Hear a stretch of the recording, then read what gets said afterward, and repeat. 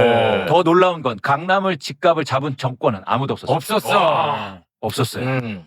이거 진짜 그렇기 때문에 한국 집값을 못 잡은 거예요. 가슴 뛴다 나 지금. 네, 너무 좋죠. 강남이 버티고 있으면 안 떨어지니까. 안 떨어져요. 일시적이에요. 와. 강남에 불길이 잡히고 강남의 집값이 안정된다는 게 굉장히 그래서 의미가 있는 거예요. 와. 네. 가슴이 뜁니다. 네. 한 번도 대한민국 역사에서 이런 적이 없었단 말이에요. 없습니다. 이게 이제 구조적으로 안정화되고 정상화된다는 건 진짜 큰 의미가 있다. 와. 네. 정상화로 가는 정상화로 과정이에요. 가는 거야. 정상화로 가기 위해서 이제 두 번째를 한번 보여주세요. 뭐냐면 2번. 그래서 강남의 아파트가 중요한 겁니다. 강남. 맨하탄 얘기를 해. 우리나라는 땅도 좁고 오케이. 거기에 많은 사람들이 살고 있으니까 사실은 음. 강남이 이렇게 예를 들어서 강남이 오르면 강북이 오르고 강북이 오르면 수도권이 오르고 그렇겠네. 이런 상황이 커지기 때문에 우리는 강남의 집값, 강남의 아파트 가격이 중요하다는 얘기를 하는 거예요. 아, 오케이. 그래서 그런데 1번을 한번 보여주세요. 계속 음. 말씀드리지만 이재명 대통령의 그 출발로 해서 강남에 매물이 쌓이기 시작했고 이제 하락세가 본격화될 겁니다. 매물 증가와 가격 하락 본격화. 글 소개 부탁드립니다. 다주택자나 임대사업자가 매각을 통해 다주택을 해소하면 전월세 매물이 줄어 서민 주거가 악화될까 걱정되신다고요? 다주택자나 임대사업자가 집을 팔면 전월세 공급도 줄겠지만 그만큼 무주택자, 즉 전월세 수요도 줄어듭니다. 맞지. 공급만큼 수요도 동시에 줄어드는데 전월세 공급 축소만 부각하는 건 이상합니다. 오히려 주택 매매 시장에 매물이 증가함으로써 집값이 안정되고 그에 따라 전월세가도 안정된다는 것이 훨씬 더 논리적입니다. 현 상태에서 대규모 추가 특혜를 주어 주택 임대 사업자와 다주택자가 대폭 늘어나면 집값이 오를까 내릴까 생각해보면 답은 간단합니다. 다주택과 임대 사업을 압박하면 전월세 부족으로 서민 주거 불안이 심화된다는 주장은 집값 상승과 전월세 부족의 주요 원인인 다주택과 주택 임대 사업을 비호하는 기적의 논리입니다. 그렇죠. 중립적으로 정론직필해야 할 언론들 중 일부가 전면에 나서서 이런 억지 주장을 하며 부동산 시장 안정을 위한 정부의 필사적 노력에 찬물을 끼얹는 것은 납득하기 어렵습니다. 그렇죠. 수많은 정상화 과제 중에 으뜸은 부동산 투기 청산입니다. 아. 부동산 투기 근절을 통한 정상 국가로의 복귀는 결코 포기할 수 없는 중대 과제입니다. 그러면 집값과 결국에는 임차 가격은 동일하게 움직인다. 무슨 얘기냐? 가격 증감률. 예. 주황색이 전세 가격, 네. 파란색이 매매 가격. 같이 움직이죠. 같이 움직이잖아. 같이 움직이죠. 그대로 같이 움직이죠. 그렇죠. 그러니까 지금은 오히려 단기적으로도요. 집값이 떨어지잖아요. 하향 안정화되잖아요. 그럼 전월세 가격도 떨어질 가능성이 높습니다. 그렇기 때문에 너무 저희가 위축될 필요. 물론 국지적으로 예를 들어서 영향이 있을 수는 있겠지만 네. 너무 크게 우려할 필요는 없다는 생각을 갖고 있는 거죠. 예. 30, 40대, 50대 무주택자들 굉장히 많다고 그 얘기 하셨잖아요. 오, 드디어 그거 나와? 네. 그래서 그 얘기를 이제 하셨고 중산층을 위한 질 좋은 임대주택을 공급하겠다라고 계획을 세웠습니다. 와. 그리고 아까처럼 살 수 있는 그리고 임대할 수 있는 질 좋은 공공주택을 서울이라든지 수도권에 공급하자는 정책이 지금 확대해서 나오고 있습니다. 와, 응답하고 있는 거예요. 오. 굉장합니다. 정말 예. 대단히 고맙습니다. 진짜. 우리 끝까지 함께합니다. 자. 시장에 맞서지 말라는 말도 있지만 정부에 맞서지 말라는 말도 있습니다. 우리 국민은 부동산, 특히 수도권 아파트 시장이 비정상임은 알고 있고 이 비정상의 정상화를 지지합니다. 권력은 규제, 세제, 금융, 공급 등 정상화를 위한 막강한 수단을 가지고 있습니다. 문제는 권력의 의사와 의지입니다. 다시 한번 미리 알려드립니다. 다주택을 유지하든 비거주 투자용 주택을 보유를 하든 평당 3억씩 하는 초고가 주택을 보유하든 자유지만 비정상의 정상화에 따른 위험과 책임은 피할 수 없습니다. 대한민국 정상화, 믿거나 말거나 저항할지 수응할지 각각의 자유지만 주식시장 정상화처럼 그에 따른 손익 역시 각자의 몫입니다. 한 번 더 말씀드리면 부동산 정상화는 어려운 일이지만 계곡 불법 시설 정비나 주식시장 정상화보다는 쉬운 일입니다. 비정상인 집값 상승세가 국민 주권 정부에서도 계속될 것이라는 기대는 줄어드는 게 당연합니다. 부동산 투기 극복, 대한민국 정상화, 국민 주권 정부는 합니다. 와, 야다. 요건 진짜다. 네, 이건 돌이킬 수도 없고 돌이킬 수 앞으로 없어. 가면. 그러면 어쩌면 이런 신뢰가 쌓이면 대한민국의 부동산 시장이 정말로 변할 수 있고 우리 미래를 위해서 진짜로 좋아질 수 있겠다 이런 생각이 드는 거예요. 네. 그러면서 이제 중요한 게 이런 의지가 너무 강력하니까 사실은 시장에 실제로 먹힌다는 거죠. 네. 그래서 지난주에 아주 의미 있는 뉴스가 나왔습니다. 오. 제가 이제 가장 주목해서 보는 거잖아요. 네. 강남 아파트가 떨어져야 된다. 그렇지. 어. 그 핵심이라고 했죠. 왜냐하면 이렇게 계속 밀고 있는데 그게 실제로 시장에 먹히지 않는 단기적으로라도 그러면 추진력이 떨어질 수 있단 말이에요. 당연하죠. 무슨 얘기냐면 자꾸 부동산 정상화 얘기하는데 강남의 집값은 오히려 올라요. 그렇지. 그러면 정책 부작용이나 그렇지. 또 문재인 시즌 2야 이러겠죠. 네. 그런데 지난주에 드디어 강남 아파트 하락이 가격 하락이 시작됐어요. 시작됐어요. 1번을 보시면 1번 빨리 보여줘. 제발 좀. 근데 중요해. 주황색이 강남. 네. 예. 그러니까 강남 아파트 가격이 드디어 지난주 통계 자료로 하락을 시작했어요. 저거는 와. 이제 매매가 딱 된 거죠. 그렇죠. 예. 마치 이렇게 하락하니까 아이고 조금밖에 안 하락했네 또 이런 식으로 해석하는데 네, 네. 아니요. 자산 시장은 추세가 중요한 겁니다. 드디어 하락세로 돌입했다는 게 중요하고 네. 다른 지역 보세요. 다른 지역보다 더 빠르게 하락하잖아요. 사실은 강남의 아파트가 다른 지역보다 이렇게 크게 하락한 적은 역사상 별로 없어요. 그죠? 강남 집값이 누가 빠진다고 생각하겠어요? 그렇지. 그러니까 굉장히 이례적인 현상들이 일어나고 있고 이거는 전형적으로 대통령이 만들어내고 있는 효과입니다. 그러니까 이렇게 시장에 실제로 변화가 있다는 건 뭐냐면 이제 정책의 추동력, 추진력이 굉장히 높아질 수 있다는 거예요. 자신감을 얻었죠. 네. 제가 볼 때는 이재명 대통령이 진짜 자신감을 이게 얻는 것 같아요. 이걸 보는 순간. 그러니까 막 솔직히 좀 자랑도 하고 싶고 네. 마음이 좀 드는 거죠. 네. 그런 게 너무 좋다. 어. 사실 여기서 강남 집값이 올라보면 그럼 우리만 해도 욕 먹는다니까. 맞습니다. 니들이 뭐 된다고 하더니 뭐 입만 떠들었지. 저거 이빨 다 뽑아야 된다고 난리 칠 거야. 그렇죠. 아니, 그거 맞잖아요. 맞습니다. 네. 그래서 저는 가장 중요하게 계속 강조했던 게 시장이 실제적으로 변화가 일어나야 된다. 그게 심이야. 이걸 강조했잖아요. 네. 근데 일어나고 시작된 거예요. 야. 의미가 있고 네. 제가 예측하건대 이런 하락폭이 이제 점점 더 커질 겁니다. 아. 그 근거가 있어요. 다음 장을 보시면 네. 제가 계속 말씀드리지만 강남의 아파트의 매도 물량이 굉장히 빠른 속도로 증가하고 있단 말이에요. 매도 물량 예. 증가하고 그러니까 있습니다. 집을 갖고 있는 사람들이 최근 들어서 내놓는 이재명 거야. 대통령이 부동산 발언을 시작한 이후로 거의 3,500건을 증가시키고 있어요. 빨리 팔아야겠다고 생각하는 거예요. 그렇지. 야, 강남에만 이런 거예요? 그렇습니다. 와. 강남 고만. 그러면 살려는 사람들은 정체돼 있거나 줄고 있는 상황 속에서 팔려는 사람들이 많이 증가하니까 아파트 가격은 떨어질 수 그렇죠. 떨어지죠. 팔리니까. 그렇습니다. 그럼 떨어뜨려야지. 더 싸게 내놓겠지? 그렇죠. 그거 안 팔린다는 얘기하지 마. 이재명 대통령 3시간 만에 팔렸잖아. 왜냐? 맞아요. 시세보다 싸니까. 네. 그게 시장이에요. 그게 시장이야. 가격만 싸게 하면 왜 안 팔립니까? 왜 안 팔려? 싸게 팔기 싫으니까 안 팔리는 그래. 거예요. 그러니까 그런 상황이 시작되고 있다. 네. 그런데 여기서 어떤 얘기를 하냐면 또 강남 아파트 막 떨어지면 막 그 사람들 좀 불쌍한 거 하냐? 이런 얘기가 들려요. 왜 강남만 얘기하냐?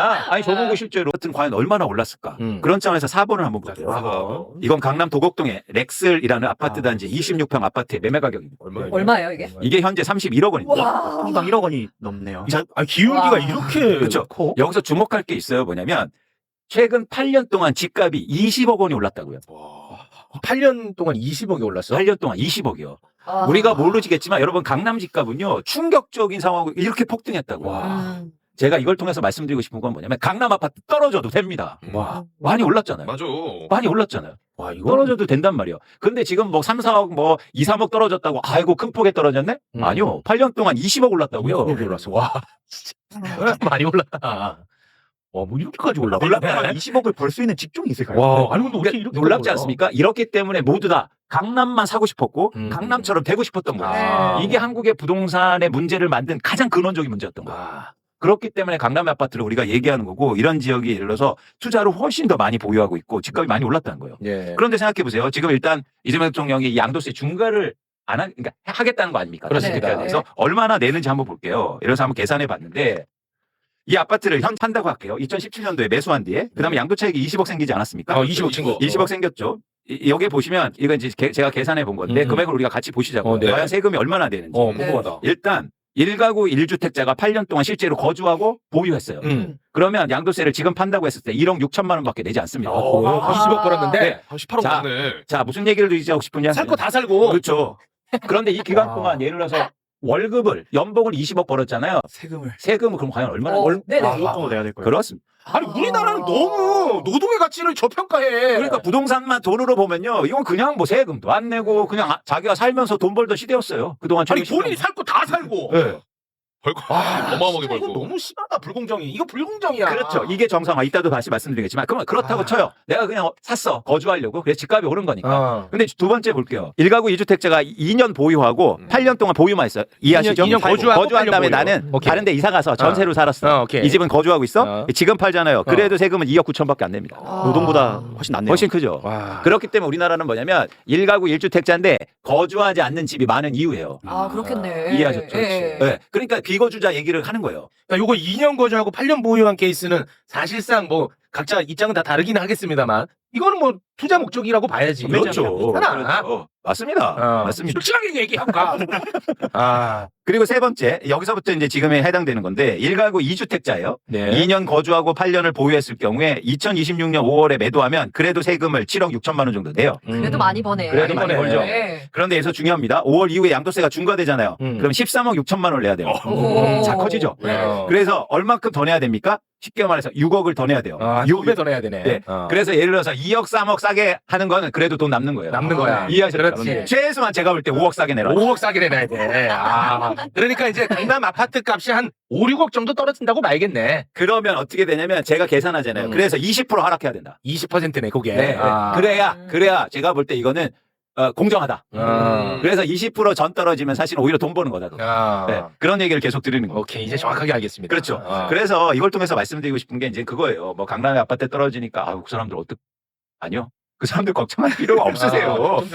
네. 이미 많이 올랐으니까. 예. 엄청나게 올랐다. 네. 엄청나게. 재벌 걱정, 연예인 걱정하는 거네. 네, 그러니까. 그리고 투자에 실패한 거지. 그분들이 뭐 다른 걸 했다가 뭐 좋은 일을 했다 그런 게 아니잖아요. 사실 네. 국가 재정에 도움이 하나도 안 되는 부동산 갖고 있었던 것뿐인 거니까. 그렇습니다. 네. 그래서 우리가 이제 오늘 말씀드리고 싶은 게 있어요. 이제 대통령도 그리고 많은 사람들이 이제 한국의 부동산 정상화 그리고 안정화를 얘기하는데 이건 뭘까? 아까 누구 안철수 같은 사람이 나오니까 그래요. 그래서 안철수가 나와서 부동산 안정은 무주택자가 집을 살 수 있게 해주는 거지. 이런 순간 갑자기 혼란스럽단 말이에요. 맞아. 그러면 대출 많이 해주는 게 안정화 아닐까? 27억 대출. 그렇죠. 그래서 우리가 이게 일종의 공론화가 일단 돼야 돼요. 한국의 부동산 안정화라는 건 뭘까? 그리고 정상화라는 건 뭘까? 그런 점에서 제가 제 나름대로의 제시를 좀 해보는 겁니다. 네. 여섯 번째를 보여드릴게요. 첫 번째는 제가 계속 말씀드린 것처럼 일단 무주택자가 주택을 매입할 가능한 수준의 주택 가격이 돼야 된다. 그게 핵심이지. 예. 어. 근데 서울의 아파트 주택은 지금 중간소득의 가구가 대출을 일으켜서 살 수 있는 아파트의 양이 100채 중에서 3채밖에 안 된단 말이에요. 와. 이거 강조했잖아요. 강조했었어. 근데 이게 10채 정도는 증가해야 된다. 아. 그러려면 집값이 최소한 20%에서 30%는 떨어져야 돼요. 최소한. 아. 그리고 특히 많이 오른 지역이. 그래야 무주택자의 중간 가구가 대출 받아서 그래도 희망을 갖고 내 집 마련을 할 수 있는 상황으로 진입하게 됩니다. 그렇지. 이거예요. 네. 그래서 부동산 정상화는 첫 번째보다 집값이 떨어져야 된다는 얘기예요. 값이 떨어져야 돼. 이거 명확하게 하고 가자. 네. 두 번째는 정상화는 뭐냐? 부동산 가격 상승에 따라서 엄청나게 아까 말씀드린 거 불로소득이 있잖아요. 네. 이 불로소득을 억제해야 되는 게 바로 정상화다. 불로소득. 그러니까 8억 동안 8년 동안 20억 원을 벌었는데 뭐 집을 잘 투자했으면 2억 원 세금밖에 안 되고 뭐 그래요. 이건 아니죠. 그건 안 돼. 그래서 세금의 정상화를 통해서 불로소득을 최대한 억제할 수 있는 방향이 바로 정상화로 전 생각하는 거죠. 네. 그리고 세 번째는 아파트 대출이라든가 청약, 공급, 세금이 전반적으로 공정해야 돼요. 그렇지. 네. 그거는 중요해. 이거는 이제 제가 누누이 말씀드릴 건데 뭐냐면 예를 들어서 청약 같은 경우에 강남에 새 아파트가 이제는 시장에 나와서 청약을 받습니다. 네. 그런데도요 20억짜리 아파트예요. 그럼 이거 무주택자나 일반 사람들이 살 수 있습니까? 조건이 불가하죠. 그렇기 때문에 대부분 요즘 어떻게 하냐면 부모가 다 증여해줘서 또 부잣집 아들만 새 아파트를 또 청약받아요. 아, 강남 청약은? 그렇죠. 과연 이게 공정하냐는 거예요. 어. 네. 네. 그래서 이런 부분에서 우리가 지속적으로 고민하는 게 바로 정상화에 하는 흐름이라는 거죠. 그래서 이 세 가지 기준을 갖고 우리가 부동산 정상화에 대한 논의를 계속 해볼 필요가 있다는 거죠. 자, 그런 차원에서 다음 장을 보시면 이제 첫 번째, 그러면 아파트 가격이 떨어져야 되잖아요. 네. 그죠? 7번 보여주세요. 아파트 가격이 떨어져야 되냐면 가장 빠른 방법은 뭐냐면 아까 말씀드린 것처럼 아파트 매도 물량이 많이 증가해야 됩니다. 네. 그렇잖아요. 그래야 네. 집값이 떨어지잖아요. 지금 그렇죠. 보시고 계시잖아요. 네. 네. 그러기 위해서 이제 다주택자 매도 물량이 증가하잖아요. 네. 근데 5월 9일 이후로는 다주택자가 또 안 팔 수도 있어요. 네, 네. 그렇습니다. 팔 이유가 없단 어. 말이에요. 그렇기 때문에 이재명 대통령이 어떤 얘기를 하냐면 보유하는 것도 부담스러워 할 수도 하겠다. 이따도 다시 말씀드리겠지만 네. 또 하나 아파트를 팔 수 있는 계층은 그러니까 사람들은 세 종류예요. 첫 번째 내 집에 살고 있는 사람 이건 파게 하면 안 되죠. 억지로. 네. 두 번째는 뭐냐면 다주택자들 이거 지금 매물이 나오는 거잖아요. 네. 세 번째가 있거든요. 1가구 1주택자인데 거주하고 있지 않는 사람들. 이 매물이 증가해야 상대적으로 집값 안정이 빠르실 수 있다고요. 네. 그래서 1가구 비거주자들, 1가구 1주택자인데 거주하지 않는 사람들에 대해서도 이제 앞으로 세금이라든가 방향성이 잡혀야 돼요. 그래야 집값이 떨어질 수 있단 말이에요. 네. 그래서 우리가 이제는 한국의 부동산의 방향성을 실거주자 중심으로 가자. 실거주로 가야지. 이걸 계속 강조하는 겁니다. 실거주. 그렇죠. 그래서 그런 차원에 가면 주택 가격이 안정화되면서 정상화되는 굉장히 빠른 거다. 자, 요런 얘기를 하면 또 이런 사례를 또 들고 와갖고 눈물을 흘립니다. 언론은 뭐냐. 뭐 예를 들어서 여기저기 돌아다녀야 되는 직업군. 직업군이 네네. 뭐 예를 들어서 뭐 군인이라든지 아니면 뭐 공무원이라든지 네. 이거 어떻게 할 거냐고 막 눈물 짓고 난리칩니다. 네, 그럴 때. 노후지. 다 봐줘요. 다 내지 않게 하면 돼요. 그게 뭐가 문제입니까? 다 검증이 되잖아요. 아, 그거는 가능해. 네. 그러니까 그런 사람들 예외 당연히 예외죠. 해주면 당연히 된다. 어쩔 수 없이 돌아다니고 막 힘들게 오히려 일하는데 당연히 배려해줘야 됩니다. 그건 돼. 우리나라가요 데이터가 엄청 많기 때문에 그런 거 다 구별해낼 수 있어요. 오케이. 네? 네. 그런데 막 그렇게 허위로 막 그 지역에서 일한다고 하고 맨날 밤에 와서 여기서 빵 사 먹어. 그런 거 다 걸러낼 수 있거든. 그래서 대통령께서 부동산원을 만들어서 네. 공감원처럼 너네 장난치면 폐가 망신하겠다. 폐가 망신 가야 돼. 이런 거를 그 집은 바로 그냥 옆집 소유로 귀속시켜. 거짓말하는 건 이건 아주 악이다. 안 되죠. 그러면 막 막 더 세금을 많이 물게 하거나 이거 충분히 가능하다. 그렇지, 이런 거죠. 그렇지. 그래서 앞으로 계속 우리가 주택 가격을 안정화를 하려면 다주택자뿐만 아니라 1가구 비거주자, 1가구 2주택의 비거주자에 대해서도 우리가 관심을 가져야 된다. 오케이. 자, 두 번째는 뭐냐면 아까 말씀드린 것 정상화의 핵심이 뭡니까? 부동산 가격 상승에 따른 과도한 불로소득을 억제해야 된다고 말씀드렸잖아요. 그래서 일단 계속 강조하지만 제가 보유세가 정상화돼야 됩니다. 보유세를 올리자는 말씀을 드리는 게 아니에요. 네. 무슨 얘기냐면 예를 들어서 아까 8번을 한번 보여주세요. 8번. 8번을 한번 볼게요. 네. 불로소득 억제 이거 말하는 건가요? 예. 지금 예를 들어서 우리가 불로소득 억제죠. 네. 예를 들어서 아까 그 도공렉스를 갖고 있는 경우에 보유세를 얼마나 냈냐면 8년 동안요. 8년. 재산세하고 종부세 포함해서 3,300만 원밖에 내지 않았어요. 8년 동안 8년 토탈이에요 이거는? 네. 8년 토탈 3,300만 원이야? 네. 가스비도 저거보다 많이. 아니, 이거는 너무 적은 거 아닌가? 8년 동안요. 집값은 20억 원이 올랐는데 종부세는요. 3,300만 원 냈다고요. 그럼 왜 이렇게 낮은 거예요, 얘는? 우리나라 보유세가 낮기 때문입니다. 보유세. 낮기 때문에. 너무 다 낮네. 빼주고 뭐 평수 작다고 해서 또 빼주고 이러니까 보유세가 현저히 낮은 거예요. 현저히 낮네 진짜. 그러니까 보유세를 올리자는 말씀을 드린 게 아니에요. 아니에요. 정상화. 정상화다. 이게 너무 심한 거 아닙니까? 아까 말씀드린 것처럼 어쩌면 가스나 전기료보다 적게 낼 수도 있어요. 와. 이건 너무 심하다. 너무 심하다. 이런 정상화 하나. 음. 두 번째 방향성은 뭡니까? 제가 계속 주장하는 거잖아요. 고가주택의 아파트에 대해서는 분명히 보유세를 인상시켜야 된다. 50억 이상. 이거는 고가주택. 부담스럽게. 예를 들어서. 그래서 예를 들어서 40억, 50억 원에서 1년 동안 1%의 보유세를 내기하면 1년 동안 4천만 원 되는 거잖아요. 그렇죠. 그러면 이제 부담스러운 수준이니까 과도하게 불로소득을 추구하진 않을 거예요. 그렇지. 50억 이상 주택을 뭐 세 채 갖고 있다. 아우 야 이거는 좀 부담스럽다. 그럼요. 야 그럼 두 채는 내놓자. 이렇게 이제 된다는 겁니다. 그렇지. 50억 이상. 그렇죠. 네. 이 방향성으로 우리가 이제 세 번째 아까 예를 들어서 청약이라든가 이런 거는 제가 시간이 적으니까 계속 말씀드릴게요. 일단 두 가지 말씀드렸어요. 첫 번째는 부동산 가격을 안정시키기 위해서 매도 물량을 증가시켜야 된다. 두 번째는 뭐냐면 보유세라든지 세금을 정상시켜서 한국의 부동산 관련된 불로소득을 최대한 억제해야 된다. 그런데 이런 종합화해서 한국의 부동산의 시장의 안정화, 정상화의 방향성이죠. 그런데 이번에 이재명 대통령이 X에다 올린 글이 정확하게 이 방향성을 지칭하고 있단 말이에요. 그래서 이걸 한번 보자고요. 네네. 굉장히 중요합니다. 10번을 한번 볼게요. 10번. 자, 여기서 어디 빨간 글씨를 볼까요? 처음부터 한번 볼게요. 이재명 정부는 강력한 금융, 세제, 규제를 통하여 2026년 5월 9일이 지난 후에도 다주택자들이 양도세 중과를 감수하고 매각하는 것이 이익인 상황을 만들 겁니다. 또 그렇게 할 수밖에 없습니다. 자, 여기서 끊을게요. 음. 일단 중요합니다. 여기서 정책의 신뢰를 가져가겠다. 어. 네. 그동안 가장 큰 문제가 뭐냐면 어떤 정책이 만들어져서 그 정책에 따랐는데 나중에는 오히려 그 다른 사람이 손해됐어요. 네. 그거 악취악이야. 예를 들어서 두 가지죠. 그 정책이 도입돼서 막 부동산 시장 안정화될 때 갖다가 집 팔았어. 그랬더니 더 올라. 짜증나요? 안 나요? 짜증나지. 화나지 않나요? 살아있는 사례가 저희가 봅니다. 2019년에 정부를 믿고 집을 팔고 전세로 들어갔습니다. 어허. 그러고서 그 전세값의 2배로 매매를 뛰더라고요. 어. 그 이후로 부동산 그 정책을 믿지 못하고 있었어요. 맞아요. 그리고 또 한 가지 두 번째죠. 이번에 싱가포르에서도 교민이 바로 질문한 거예요. 뭐냐면 정부를 믿고 그동안 계속 무주택자로 남아 있었어요. 집값은 계속 올라. 누가 정부를 믿습니까? 그렇지. 그래서 계속 시장에서 하는 얘기들 그런 투기꾼들이 가장 한 말이 뭐였냐면 정부 정책 반대로 해. 반대로. 정말 그 정부가 규제하면 그 지역 가서 살아. 너무 진짜 뼈 아픈 사실이다. 누가 믿었냐고요. 뼈 아픈 사실이야. 그래서 이 문구는 뭐냐면 이재명 대통령이 정확하게 얘기하는 거예요. 이제 정책이 신뢰가 중요하다. 그래서 오히려 정책을 믿고 따라한 사람들이 유리하도록 나는 만들겠다라는 거예요. 자, 두 번째 문장이 되게 중요합니다. 정책 수단을 총동원해 다주택자는 물론 주거형 아닌 투기형 1주택자도 보유보다 매각이 유리한 상황을 만들 겁니다. 초고가 주택은 선진국 수도 수준에 상응하는 부담과 규제를 안게 될 것입니다. 정확하게 얘기합니다. 아까 정상화의 방향성 첫 번째 부동산 가격을 떨어뜨리기 위해서 매물이 증가해야 되죠. 그렇습니다. 그래서 뭐라고 얘기합니까? 매각이 유리한 상황으로 만들 것이다. 그렇죠. 두 번째, 부동산의 불로소득이 불공정하다. 그렇기 때문에 초고가 주택에 대해서 선진국 수준에 상응하는 부담과 규제를 적용할 거다.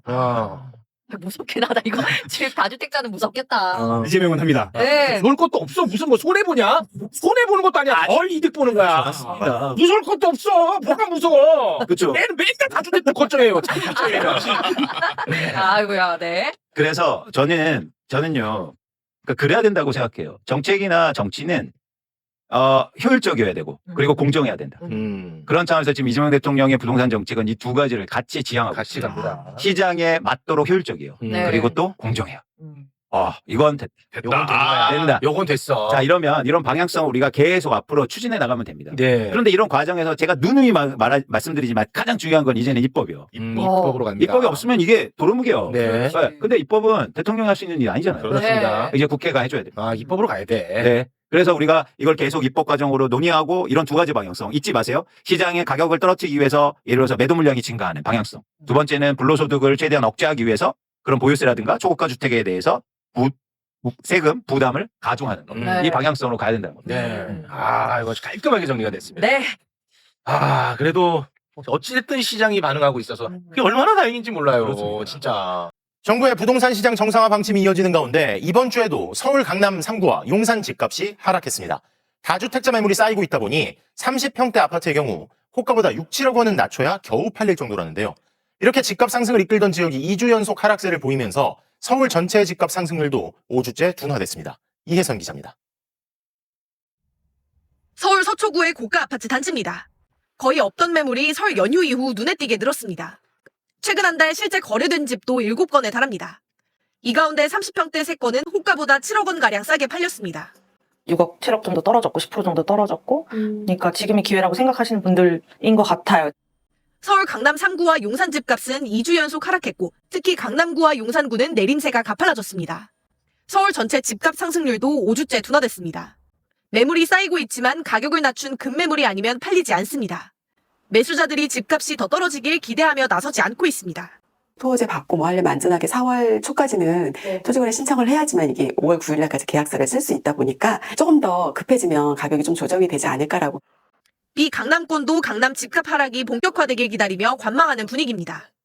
양도세 중과유에 해당되는 세입자 낀 매물들이 뭐 나오긴 나오는데 호가들을 그렇게 드라마틱하게 내려서 내놓는 상황은 아니시고 전문가들은 4월 초가 다가올수록 아파트값 하락이 더 뚜렷해질 것으로 예상합니다.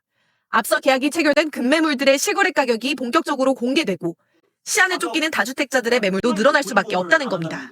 보유세를 올린다든가 이런 부분에 대해서 강한 시그널을 줘서 그러니까 버티기 힘들겠다는 기대를 만들면은 더 매물이 늘어나고 더 그 가격도 떨어지지 않을까 이렇게.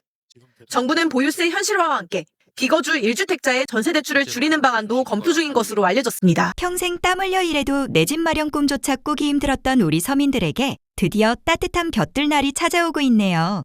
2026년 상반기 거품 가득했던 집값이 속절없이 꺾이며 부동산 시장이 비정상의 굴레를 벗어던지기 시작했습니다.